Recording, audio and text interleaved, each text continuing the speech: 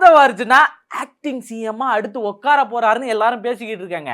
ஏன்னா எல்லா இடத்துலயும் பிரஸ் மீட் கொடுக்கறது நம்ம ஆதவர்ஜுனா தான் பாத்துக்கங்களேன்.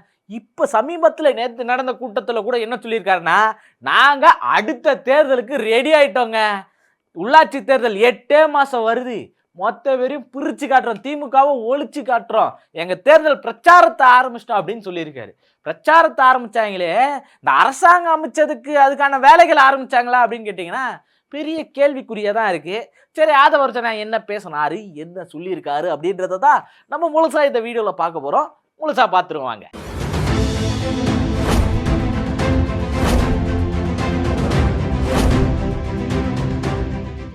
வணக்கம் அன்பு தமிழ் சொந்தங்களே.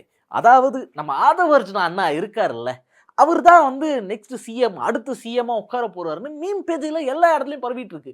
ஏன் அப்படின்னு பார்த்தீங்கன்னா, விஜய் அவர்கள் எங்கேயும் பேசுறதே கிடையாது, விஜய் அவர்கள் எங்கேயும் ப்ரெஸ் மீட் கொடுக்கறதே கிடையாது. சரி, புஷி ஆனந்த் கொடுப்பாருன்னு கேட்டால் அவர் அந்த இஷ்யூ சம்மந்தமாக பேசுவார். பேசுகிற இடத்துல கூட என்னம்மா பூவா நல்லா இருக்குதே குடு குடு அப்படின்ற மாதிரி தான், துளசியா குடு குடு பரவாயில்ல நல்லா இருக்குதா அப்படின்ற மாதிரி கேட்டு தான் அவர் புஷி ஆனந்த் ஒரு பக்கம் பேசிக்கிட்டு இருக்காரு. சரி, அவர் தான் இப்படி இருக்கிறாரே, மற்ற அமைச்சர்கள் எப்படி இருப்பாரு? ஏன்னா நமக்கு அவரு முன்னாடியே தெரியும், அவரை இட்டாந்திட்டுன்னு போறது தான் எங்களுக்கு பெரிய பிரச்சனையே, அது தாண்டி வேற பிரச்சனையே கிடையாதுன்னு பேசக்கூடிய ஆள் தான். எங்களுக்கு 84,000 பிரச்சனை இருக்குது, அதுல இது ஒரு பிரச்சனையா அப்படின்ற மாதிரி தான் இவர் பேசிக்கிட்டு இருப்பாரு.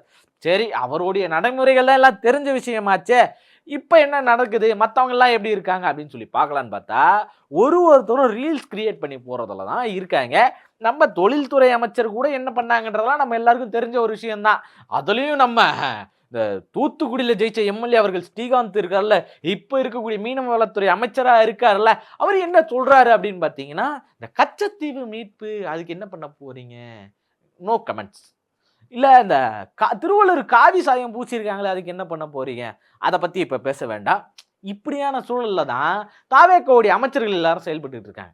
சரி, எல்லாரும் இப்படி இருக்கிறாங்களே, ஒரு பக்கம் பார்த்தீங்கன்னா எத்தனை போய் குப்பையெல்லாம் கல்குவாரியில் கொட்டலான்றாங்க, இன்னொரு பக்கம் பார்த்தீங்கன்னா இந்த முறுக்கு என்ன டேட்லன்றாங்க, இன்னொரு பக்கம் தம்பி நீ நல்லா சாப்பிட்ருக்க, நான் இன்னும் சாப்பிடவே இல்லை. இப்படியான சூழல்ல தான் எல்லாரும் இருக்காங்க. ஆதவர்ஜுனா நேற்று நடந்த கூட்டத்தில் உதயநிதி அவர்களே பாருங்க, கண்டிப்பா திமுகவை நாங்க ஒழிச்சு கட்டுறோம் அப்படின்னு சொல்லி ஆதவர்ஜுனா பேசிக்கிட்டு இருக்காரு. இப்படி பேசுறதுக்கு காரணம் என்ன? பல்லவி மேடமை வந்து இங்க எல்லாரும் அவமானப்படுத்திட்டாங்களாம். புரோட்டோகால் விதிப்படி, அதாவது அங்க நடக்கிறது மாநகராட்சியோடைய ஒரு விழா. அந்த மாநகராட்சி விழால முதல் மாநகராட்சி குடிமகன் யாரு? மாநகராட்சியோட முதல் குடிமகன் மேயர். அவங்களுடைய புரோட்டோகால் விதிப்படி அவங்க தான் முதல்ல ரிப்பன் கட் பண்ணணும், அவங்க தான் முதல்ல குத்து விளக்கு ஏற்றணும். இது இருக்கக்கூடிய புரோட்டோகால். அவங்களுக்கு அடுத்து ஐஏஎஸ், ஒரு மாவட்டத்துக்கே அவங்க தான் வந்து பிரதிநிதிகளாக இருக்கிறாங்க, அவங்க தான் பொறுப்பு. இப்போ அந்த மாவட்டத்தில் நடக்கக்கூடிய அந்த ஊராட்சி மன்ற இருக்கக்கூடிய தொகுதிகளில் வார்டுகளில் என்னென்ன பிரச்சனைகள் இருக்குது அது எல்லாத்தையும் பார்க்கக்கூடியவங்க, கிரவுண்ட் லெவலில் இறங்கி பார்க்கக்கூடியவங்க இவங்க மட்டும்தான். கலெக்டர் தான் அங்கே இருக்கக்கூடிய பொறுப்பு, மேயர் தான் அந்த மாவட்டத்துக்கான பொறுப்புன்னு இருக்கிறப்ப அந்த மாவட்டத்தில் இருக்கிற ஒரு தொகுதிக்கு நீங்கள் எம்எல்ஏ. இப்படிதான் நம்ம அதை வழிமுறைப்படுத்தி பார்க்கணும். இதுவே அந்த இடத்துல அமைச்சர் இருந்தாங்க அப்படின்னா அமைச்சருக்கு தான் முன்னுரிமை, ஏன்னா மாநிலத்துக்கே அவங்க அமைச்சர். இந்த வழிமுறைப்படி தான் அவங்க புரோட்டோகால்ல நடந்திருக்காங்க. ஆதவர்ஜுனா என்ன புரோட்டோகாலா இருந்தா என்ன, நீங்க அவமானப்படுத்திட்டீங்க. அதுக்கு எல்லாத்துக்கும் ஒரே காரணம் அகந்த, திமுகன்ற அகந்த, அகந்தன் கூட சொல்லக்கூடாது, உகந்தன்றது. வார்த்தை பிழைவுகள் ஏற்படுறது சகஜம்தான், ஆனா அது என்ன புரோட்டோகால் இருந்தா என்ன, எங்க இருந்து வருது உங்களுக்கு அந்த வாய்? அப்ப நாளை பின்ன நீங்க வர்றீங்க, உங்களை மீறி மேயர் போய் ஏத்துறாங்க அப்படின்னா நீங்க அதை ஏத்துப்பீங்களா? ஏன்னா நீங்க ஒரு மாண்புமிகு அமைச்சர் தானே, உங்களை மீறி ஏத்த முடியுமா? புரோட்டோகால் ஒத்துக்குமா? அப்படி பண்ணா அது எந்த அளவுக்கு நியாயம் இல்லையோ, தனக்கு முன்னுரிமை கிடைக்குதோ இல்லையோ, அதுக்கு தாண்டி அடுத்து மாவட்ட ஆட்சியராக இருக்கக்கூடியவங்களுக்கு முன்னுரிமை கிடைக்கணும், அவங்க பொறுப்புக்கு மரியாதை கொடுக்கணுன்ற வழிமுறையில் அவங்க நடந்திருக்காங்க. 1008 முரண்கள் இருக்கலாம் மேயர் பிரியா மேல, அவங்க இந்த தூய்மை பணியாளர்கள் விஷயத்துல ஏகப்பட்ட முரண்கள் அவங்க மேல இருந்தது தான். திமுகவினரே சில பேர் அவங்க மேல ஒரு சின்ன மனஸ்தாபங்கள்ல இருக்காங்க அப்படின்றது அது உட்கட்சியில் இருக்கக்கூடிய விவரம். ஆனா அங்க நடந்த செயல் என்ன, பல்லவி அதை எப்படி கிரியேட் பண்ணாங்க, இவங்க என்ன பண்ணாங்கன்னா, அப்பா அதெல்லாம் ஒரு விஷயம் இல்ல, பெரிய விஷயம் ஆக்காதீங்க அப்படின்னு சொல்லிட்டு அவங்க அதை கடந்து போறாங்க. அதை மீறி மீடியா அவங்கள ஃப்ரேம் பண்ணக்கூடிய விஷயம், ஏன்னா அவங்க பேசக்கூடிய ஸ்லாங் இப்படி இருக்கும், அதை வச்சு அவங்கள ஃப்ரேம் பண்ணக்கூடிய விஷயம் என்னவா இருக்கு அப்படின்னு பார்த்தீங்கன்னா, அவங்க வந்து மோசமானவங்க, திமிரு பிடிச்சவங்க, அகராதி பிடிச்சவங்க, இப்படியான ஒரு முறையில் தான் அவங்கள ஃப்ரேம் பண்ணிக்கிட்டு இருக்காங்க. அதே மாதிரி இன்னொரு பக்கம் தாவேக்காவுடைய எம்எல்ஏ எப்படி ஃப்ரேம் பண்ணுறாங்க அப்படின்னு பார்த்தீங்கன்னா, தனித்தனியாக பேட்டி இவங்களாம் மொத்தமாக கூப்பிட்டுச்சு அதெல்லாம் விஷயமா பேசிகிட்டு இருக்காதீங்கன்னு மொத்தமாக அவங்க கொடுத்துட்டு கிளம்புறாங்க, அடுத்த வேலையை பார்க்க போகிறாங்க. இவங்க என்ன பண்ணுறாங்கன்னா தனித்தனியாக ஒரு மீடியாவாக கூப்பிட்டு வச்சு தனித்தனியாக பேட்டி கொடுத்துருக்காங்க.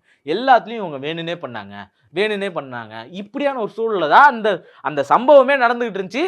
இவங்களுக்கு ரீல்ஸ் எடுக்க சொல்லியா கொடுக்கணும், ரீல்ஸ் எடுக்கிற விதமாக அவங்க ரீல்ஸு அவங்க வேலையை இப்போ ஒரு சேனலில் மொத்தமாக கொடுத்துட்டோன்னா எல்லாத்துலேயும் ஒரே விஷுவல். இப்போ டிஃப்ரெண்ட்டாக தனித்தனியாக யோசிச்சு பாருங்க. இருக்கிற எல்லா வேலையும் விட்டுட்டு அந்த தொகுதியோட வேலையை எல்லாத்தையும் விட்டுட்டு இவங்க உட்காந்து பேட்டி கொடுத்துருந்துருக்காங்க அந்த நாள் முழுக்க. ஒரு நாள் எப்படி கழிக்கிறதுன்னு தெரில, அதுக்காக இவங்க என்ன பண்ணுறாங்கன்னா பேட்டி கொடுக்குறது இந்த நாளோட வேலை அப்படின்னு அவங்க செயல்பட்டுக்கிட்டு இருக்காங்க. இப்படியான முறையில் தான் அன்னைக்கு நடந்த சூழல், அன்னைக்கு இருந்த சுச்சுவேஷன் இப்படி தான் இருந்துச்சு. அதை மீறி ஆதவர்ஜுனா உள்ளாட்சி தேர்தலில் பாருங்க 27 மேயர் இருக்கீங்க, 27 மேயரில் ஒரு மேயர் நீங்கள் ஜெயிச்சு காட்டுங்க அப்படின்றாரு. எங்கிருந்து வருது உங்களுக்கு அவ்வளோ ஆணவ பேச்சு? ஏன்னா இங்க மக்களை அறிவாளிகள் ஆக்குறது தான் வந்து ரொம்ப கடினமான ஒரு செயல். மக்களை முட்டாளாக்குறதுலாம் ரொம்ப ஈஸி வேலை. கவர்ச்சியில தான் வந்து இங்க ஜெயிச்சிருக்காரு அப்படின்றத உங்களுக்கு ஏத்துக்கவே கிடையாது அப்படின்னாலும் அதுதான் உண்மை. ஒருத்தருக்கும் ஒவ்வொரு விதமான கவர்ச்சிங்க. அண்ணா இருந்தப்ப தமிழுக்கு இருமொழி கொள்கைக்கு முன்னுரிமை கொடுத்தாரு, மாநிலத்துக்கு முன்னுரிமை கொடுத்தாரு, அதுதான் அவர் மேல இருந்த கவர்ச்சி. கலைஞர் அவர்கள் அவர் எழுத்துக்களுக்கு இங்க மிகப்பெரிய வசனகர்த்தாவுக்கு அவருக்கு மிகப்பெரிய கவர்ச்சி இருந்தது.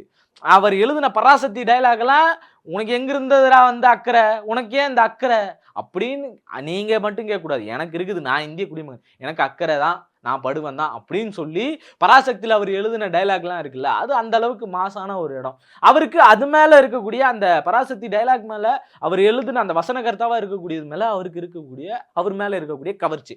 இன்னொரு பக்கம் எம்ஜிஆர் அவர்களுக்கு பார்த்தீங்கன்னா அவர் திரைக்கவர்ச்சி ஒரு பக்கம் இருந்தாலும் மக்கள் மீது அன்பு காட்டின ஒரு பக்கம். யாராச்சும் ஏதாச்சும் வந்து கஷ்டம் கேட்டாங்கன்னா கையில் என்ன இருக்கோ அதை எடுத்து அப்படியே கொடுத்துரும். அப்படி இது எம்ஜிஆர் மீது இருந்தக்கூடிய கவர்ச்சி. அடுத்து அம்மா மீது, எம்ஜிஆர் மீது என்ன கவர்ச்சியோ அதே தான் வந்து இவங்க மீதும் இருந்த கவர்ச்சிகள்.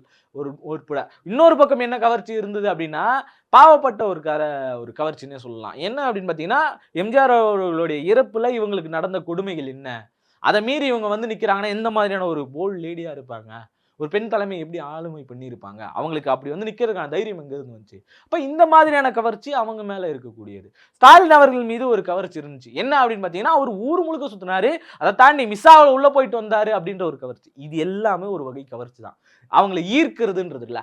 உங்களுக்கு என்ன கவர்ச்சி, அதை மீறி என்ன இன்னும் பெரிய கொள்கையில் என்ன சொல்லி நீங்க கிழிச்சிட்டீங்க அப்படின்னு 4 பேர் கேட்டுக்கிட்டு இருக்காங்க. சரிப்பா இத்தனை நாள் ஆச்சு, 26 நாள் ஆகுது, கிட்டத்தட்ட 26-28 நாள் ஆக போகுது. இப்படிப்பட்ட சூழல்ல இருக்கக்கூடிய கோவை பிரச்சனையை பத்தி ஒருத்தர் வாயை திறந்திருப்பீங்களா? ஒரு அமைச்சர் கேட்டா அட்மினிஸ்ட்ரேட்டிவ் பத்தி மட்டும் இப்ப பேசலாம், அரசியல் கேள்விகள் அப்புறமா பேசலாம், அது அட்மினிஸ்ட்ரேட்டிவ்க்குள்ள வராதா? இல்ல மற்ற அட்மினிஸ்ட்ரேட்டிவ்ல அமைச்சர்கள்லாம் என்ன கிழிச்சிட்டாங்க அப்படின்னு சொல்லி தான் மக்கள் எல்லாரும் கேட்டுக்கிட்டு இருக்காங்க. ஏன்னா தம்பி நீ ஃபுல்லா சாப்பிட்டுருக்க, நான் இன்னும் சாப்பிடல, இதுதான் ஒரு அமைச்சரோட பதிலா? இருக்கிற எல்லா குப்பையும் கிட்டத்தட்ட மலை மாதிரி குவிஞ்சிருக்குல்ல, அங்க ஒரு பள்ளம் இருக்கு, இந்த மலையை ஏற்றுன்னு போய் அங்கே பள்ளத்தில் வச்சிட்டோம் அப்படின்னா மொத்த பிரச்சனையை சால்வ். இது ஒரு அமைச்சர். இப்போ இன்னொரு பக்கம் கச்சத்தீவு, அப்போ நோ கமெண்ட்ஸ், போட்டி போட்டுக்கிட்டு மாறி நோ கமெண்ட்ஸ். இப்படியான சூழல்ல தான் இன்னைக்கு தமிழ்நாடோட நிலைமை இருந்துகிட்டு இருக்கு. இந்த நிலைமையை மீறி தான் நம்ம எல்லாரும் வர வேண்டியதா இருக்கு. நீங்க சிறந்த ஆட்சியை கொடுப்போம், நீங்களே தானா வந்து வாக்கு சேகரிப்பீங்க, நாங்க ஓட்டு கேட்கவே வரமாட்டோம், அதை மீறி நீங்க வந்து ஓட்டு போடுவீங்க. இந்த உள்ளாட்சி தேர்தலில் 8 மாசத்துல வரப்போற உள்ளாட்சி தேர்தலில் எங்க செயல்பாடுகளையும் எங்கள் நடவடிக்கைகளையும் பார்த்து நாங்க உங்ககிட்ட பிரச்சாரத்துக்கே வரமாட்டோங்க தைரியமா சொல்ல முடியுமா உங்களால? அதுக்கு துப்பும் திராணியம் இருக்குதா? இல்ல திட்டங்களை வகுக்கிறாங்க. திட்டம் 1.5 மணி நேரத்துல 1.5 மணி நேரம் கூட கிடையாது, 1 மணி நேரம் 15 நிமிஷத்துல 436 திட்டங்களை போட்டிருக்காங்க. 10 செகண்டுக்கு ஒரு திட்டத்தை எவனாச்சும் பேச முடியுமா? அப்படி என்ன இந்த திட்டத்தின் பேர் இது, இந்த திட்டத்தின் பேர் இது அப்படி சொன்னா கூட இன்னும் சீக்கிரமா முடிஞ்சிருக்குமே. அதை மட்டும் சொல்லியிருக்க வேண்டியதானே. இது யாருக்கு இப்படி சொல்லி ஒரு 10 செகண்ட் ஓட்டிருக்காங்க. இது ஒரு திட்டம், இந்த திட்டத்துக்கு நீங்க தான் பொறுப்பு, இது சொல்றதுக்கு ஒரு 10 செகண்ட் ஆகுமா? அந்த 10 செகண்ட் மட்டும் தான் இவங்க பயன்படுத்தியிருக்காங்க. அந்த திட்டத்தில் என்ன நிறைகள் இருக்கு, அந்த திட்டத்தில் என்ன குறைகள் இருக்கு, அது எப்படி மக்களுக்கு போய் சேரும், இது மாதிரி எதுவுமே கிடையாது. சரி மாட்டுக்கறி வெட்டுன்னு சொல்லி ஏகப்பட்ட பிரச்சனை வந்துச்சு, அது வெட்டக்கூடாதுன்னு சொல்லி இங்க பிரச்சனை பண்ணாங்களே, இல்லைங்க அதெல்லாம் இங்க நடக்குங்க, யாருங்க அது பண்ண வேலை, அவரை நிர்வாகி தூக்குறங்க. சரி இந்த பாம்பு சுரேஷன் ஒருத்தர் ஆர்கே நகர்ல நடந்த ஒரு குழந்தைக்கு அங்க சும்மா லீவுக்கு போன புள்ள அந்த புள்ள. அந்த 10 வயசு புள்ளைய புடிச்சு என்ன வேலை பார்த்து வச்சாங்க? அவன புடிச்சு ஜெயில்ல போட்டீங்களா? கைது பண்ணது இடையில. உங்களுக்கெல்லாம் ரிசல்ட் வரதுக்கு முன்னாடியே கைது பண்ணிட்டாங்க. அவன் இதுக்கு மேல கிடையவே கிடையாது. அந்த மாதிரி யாரும் இருக்கவே கூடாது. ஜாக்கிரதையா இருந்துங்க. செயல்பாடுகளை ஒழுங்கா வச்சுங்க. கண்டிக்க முடிஞ்சுச்சா? உங்க கட்சியில் நடந்தது தானே. இப்படியான மக்களுக்கு ஆக்கப்பூர்வமான எந்த ஒரு செயல்பாடுகளும் கிடையாது. ஒரு பக்கம் போய் லெட்டர் கொடுத்துட்டு வராங்க. மேகதாது அணையை அவங்க நீதிமன்றத்தோடைய கடைபிடிக்கணும் அப்படின்றாங்க. செயல்முறையில கடைபிடிக்கணும் அப்படின்றாங்க. போய் லெட்டர் கொடுத்துட்டு வராங்க. தமிழ் தாய் வாழ்த்து நம்ம வீட்ல என்ன பாட்டு பாடணுன்றதுக்கு போய் லெட்டர் கொடுத்துட்டு வர்றாரு முதல்வர். மற்ற நேரம்லாம் மிச்சர் தின்னுகிறாரு. ஒரு பக்கம் பெண் பார்க்குறாராம் கேள்விப்பட்டோம். இதெல்லாமே ஒரு பக்கம் நடந்துகிட்டு இருக்கு. இப்படியான சூழல்கள்ல தான் இவங்களுடைய செயல்பாடுகள் முழுக்க இருந்துகிட்டு இருக்கு. அடுத்து இப்ப அமைச்சரவை கூட்டி முடிச்சிட்டாங்க. திட்டங்களை வகுத்துட்டாங்க. 18ஆம் தேதி பார்த்தீங்கன்னா சட்டசபை கூட போகுது. மிச்சர் பாக்கெட்டா வாங்கி வச்சிருக்கிறாராம். ஏன்னா அடுத்து எதிர்கட்சியிலேருந்து எல்லாரும் பேசுவாங்க.